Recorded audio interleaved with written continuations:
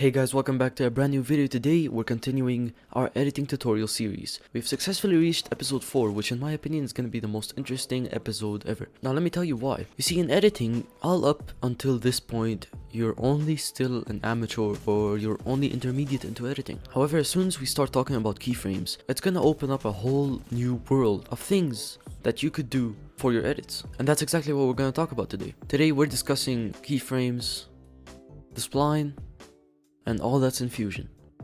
Now don't underestimate how complex keyframes can be. As a matter of fact, I think keyframes is the most complicated thing in all of editing. But today we're going to be breaking it down, trying to make it as simple as possible. And you know what? Let's just get into it.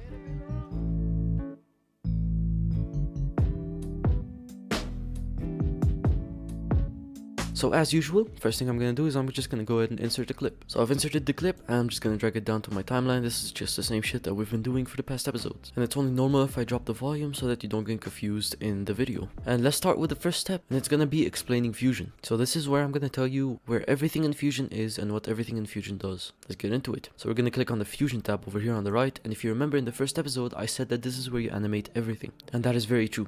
As a matter of fact, when you open it, it's going to look extremely confusing. But stop overcomplicating it. It's really simple. So first off, I gotta say that Fusion is split into 5 main parts. Let's start on the top left. Over here on the top left is your effects tab. As you remember, there's an effects tab in our edit tab, but there's also one in our Fusion tab. This is where you can find all the blur effects and all the different stuff that you need to add to the clip. Speaking of adding things to the clip, down over here is our nodes tab. Now nodes in Fusion is such a simple thing, yet it's kind of weird to explain. You can think of a node as a tab that has something in it. For example, if I hover over to this icon over here, it's going to say transform. This is called the transform node. And when I hold on to it and drag it in, you'll see that it becomes this rectangle over here in the nodes tab. These are called nodes, and again, think of them as tabs that can do stuff. Now you might be asking, how do we do stuff to these? Well, first of all, I'm going to teach you the first shortcut of today, and it's going to be holding shift while holding on to the node. So, hold shift and hold on to the node and drag it over to the line. And by the way, this line is what connects nodes. Now that we have our transform node in here, I'm going to go ahead and explain nodes as best as I can. Now think of this as a tunnel. This is where our clip starts and this is where our clip ends. This is like the entrance of the tunnel, this is like the exit of the tunnel. And without these two, our nodes wouldn't work. However, anything that you put in between the entrance and the exit of the tunnel will affect our clip up here. Let me explain this more. If we go ahead and click on our transform node and go over to the third area we need to talk about, which is the inspector tab in Fusion, this is where you're going to be doing most of the work. Here you can change all different values and all different things of our nodes. But the one place where we view all of these changes is over here on the top. Over here is our playback window. And as you can see, if I just change, for example, the center of the clip, you can see the clip is moving left and right on our playback window. Now our fifth and last area is over here at the spline, but we're just gonna leave this for a second. And let me quickly go back to these nodes. As you can see, if we click on the transform tool and go over to our inspector tab and just change the center a bit to the left over here, the clip moves to the left. Why? Because our node is in between, again, the entrance and the exit of the tunnel, aka media in and media out, and it affects our playback. Now as you can see, if we hover over the node, we have these two dots over here. These are very important. You can see the right one over here is selected on media out.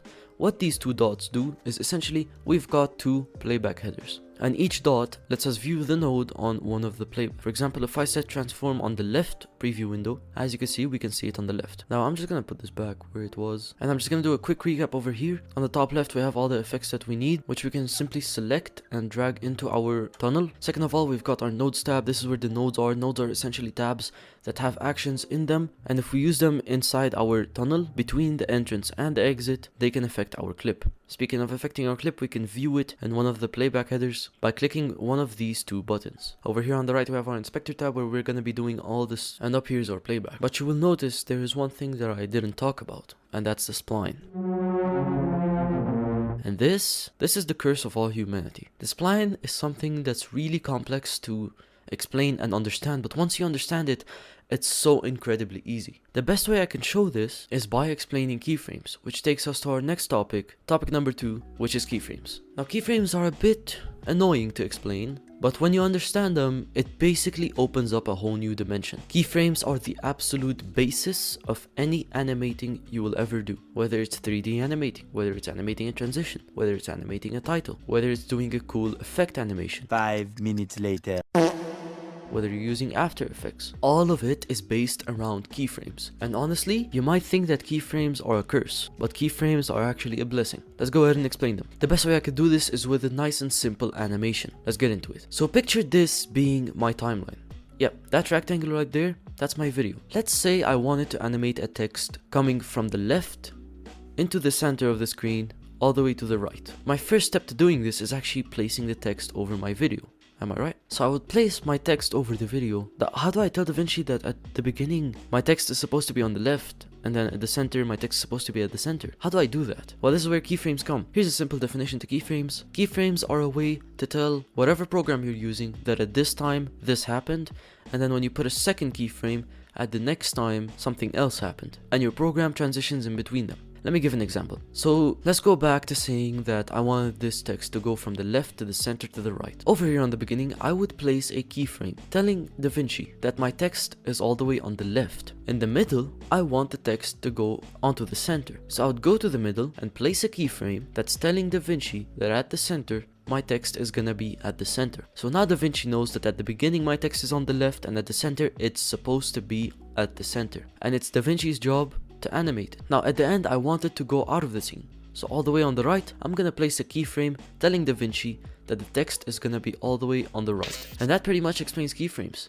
Keyframes are moments that you put on your timeline that tell DaVinci Resolve that at this moment something happened and that at the next moment something else happened. As a matter of fact, let's get out of Fusion for a second and let's go ahead and try that. So I'm gonna go over the titles, I'm gonna take text and I'm gonna put it over my timeline. I'm gonna make this fairly small, so I'm gonna cut off the rest of the clip. And as you can see over here, we've got our clip and our title above it. So the first thing I'm gonna do, I'm gonna go ahead and change this cursed font to a good one. Now we'll make this title Beans, because we all love beans. If you don't...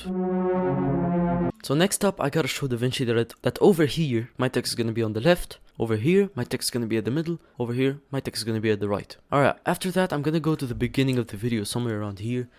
And this is where we discuss how we place keyframes. As you can see over here on our inspector tab, if you go over to the videos tab, down here is positioning. And we can move this left and right to move our text left and right. And you might have noticed at the beginning these really weird diamond shapes on the right. And you might have asked yourself, what's their purpose? Well, these are keyframes. When we click this is what tells DaVinci that at that moment something happened. So how do we do that? Well, first of all, let's place our text where we first want it to be. I'm gonna go ahead and move it over to the left just so that it's not visible. And this is where our keyframing comes in. We're gonna place a keyframe over here. So now DaVinci knows that at the beginning of our text is all the way on the left. Now we're gonna go ahead and move somewhere to the middle, and we're gonna move the position all the way to the center. And as you could see, before that diamond was gray, but now it's red, which means DaVinci has automatically placed a keyframe so that Beans is in the center. So now DaVinci knows that at the beginning, Beans was all the way on the left, and at the center, Beans is in the center. And as you can see, when we play through this, look what happens.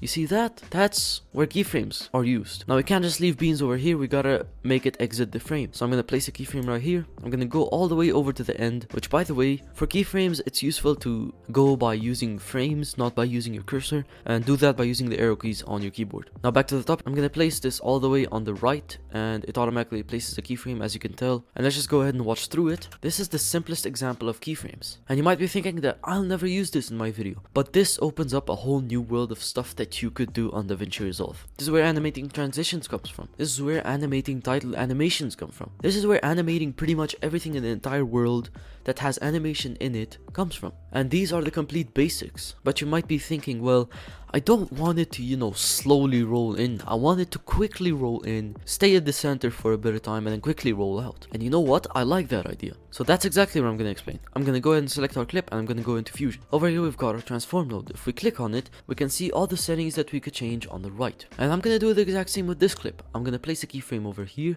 where the clip is going to be on the left. Now I'm gonna go somewhere maybe like 70 frames forward, and I'm gonna move the clip to the center. And I'm gonna go another 70 frames forward, and I'm gonna move the clip all the way to the right. And if you've noticed, while I was doing that, this spline over here was registering some stuff. And this is the part of the video where I'm gonna explain the spline. So as you can see, it placed different lines and weird stuff. So I'm just gonna click this picture thing over here, which is called zoom to fit, and this will show you everything that's happening. The spline is the way that DaVinci represents keyframes. This is pretty much a graph of time and the power of the action that happened. For example, as you can see over here, as time is moving, our clip is moving from the right to the center.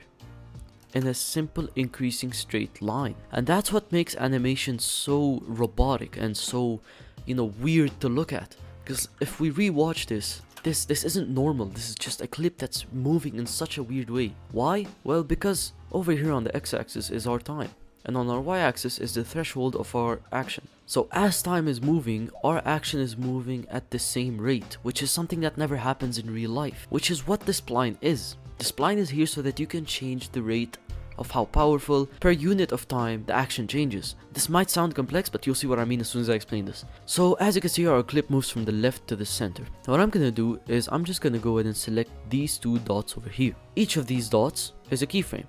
This one over here is the keyframe at the center, this one over here is the keyframe on the left. We're just gonna press S and it smoothens it out. However, the rest of it is still a straight line. So I'm gonna go ahead and select it and press S again, and you can use these tiny kind of sticks to make it as smooth as possible. I'm just gonna lift it a bit, that way it goes over the top and then back to normal, and then same goes for down here.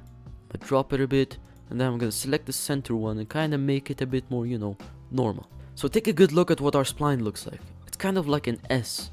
That way, according to our mathematical, accurate, scientific graph notations, with time, this is slowly getting in and then it's gonna spike up, and then it's just gonna slowly exit. This is what normal clips should do. Now if we rewatch this, well, I realized that it's barely a noticeable difference, so we're just gonna make it a lot more rough. So let's watch it. And you saw that. You saw how that happened. Now you might still be questioning how the fuck that happened. Well, I'm gonna explain the spline a bit more. You see, over here, in such a long period of time, such a small amount of action is happening. If we put a line over here showcasing how much time was covered and how much action happened, it's such a small amount. However, when we get to the center over here, in such a small amount of time, so much happened. That's why it went so fast. But if we go over here to the end, in such a long amount of time, so little happened. When you start getting into animating transitions, the spline is extremely useful to make stuff flow and make stuff look as realistic and as flowy as possible. And that's everything that you need to know about fusion, keyframes, and animating. As a matter of fact, this is probably the best episode of my entire editing series. This is where you learned everything. But anyway, that's it for this video. Thank you so much for watching, thank you so much for tuning in, and thank you so much for clicking on this video. If you made it to the end, well, no, you're probably the only person that has made it so far. But anyway, thank you so much for watching, I hope you enjoyed it, and we'll see you in the next one where we discuss how you can actually animate these transitions and title animations. Bye bye.